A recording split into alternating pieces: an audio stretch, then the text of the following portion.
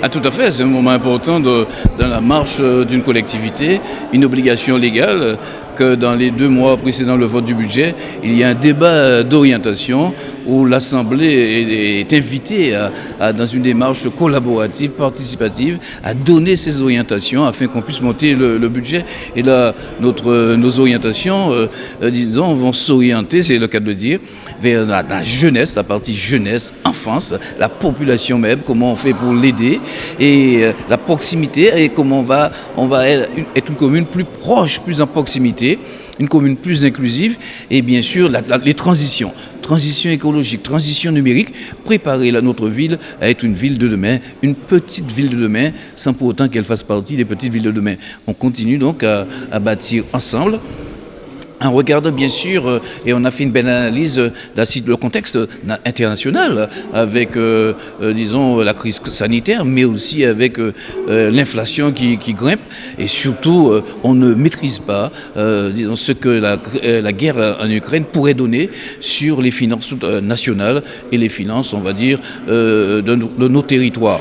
Et on a regardé bien sûr le contexte qui est le nôtre, nous, avec les effets de la grève qu'on a subie et la nécessité qu'il y a pour nous d'accompagner bien sûr le personnel communal et faire en sorte qu'on retrouve un personnel communal dynamique, engagé pour servir la ville, et bien sûr une ville qui fait face, disons, à tout ce qui est réglementaire concernant la partie ressources humaines. Donc ce fut un bon débat et on a vu que nos ratios prudentiels sont bien respectés, et qu'il y aura quelques actions fortes à mener avec le tissu associatif, avec aussi nos personnels, concernant la sécurité, concernant l'engagement de le sport, l'engagement de la culture. Après cette crise-là, il faut montrer que la collectivité est dans une proximité réaffirmée encore et faire émerger des éléments qui feraient que la population s'intégrerait mieux encore dans son background culturel.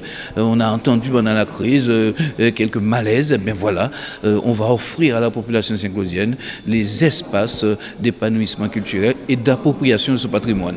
Eh bien oui, mais on a été impacté fortement dans la marche en avant de nos travaux. C'est le cas pour le pont de Mont-Lavache, c'est le cas pour l'école Rose Nelson. On a pris quelques retards, et ce qui fait qu'on aura quand même un gonflement de reste à réaliser, parfois un fonds de roulement important, parce qu'on n'a pas encore tout payé, parce qu'on n'a pas encore tout engagé. Donc ce qu'il y a maintenant à voir, c'est comment on s'organise administrativement pour pouvoir poursuivre nos travaux.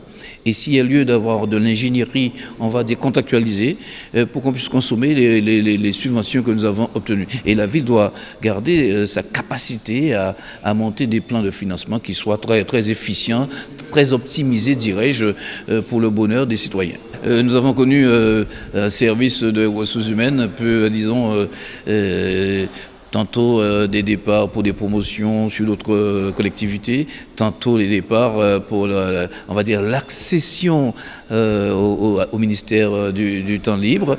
Eh bien, nous avons un service ressources humaines en pleine reconstruction, et nous avons donc présenté la nouvelle DRH, qui est une Saint-Claudienne, une fille de la Guadeloupe. Elle a dit comment elle a gravi les échelons, et là maintenant elle est au service de sa commune, au service des ressources humaines. Et l'idée pour nous, avec nos partenaires sociaux, d'avancer et de créer une entente responsabilisée. Nous sommes partenaires, pas adversaires.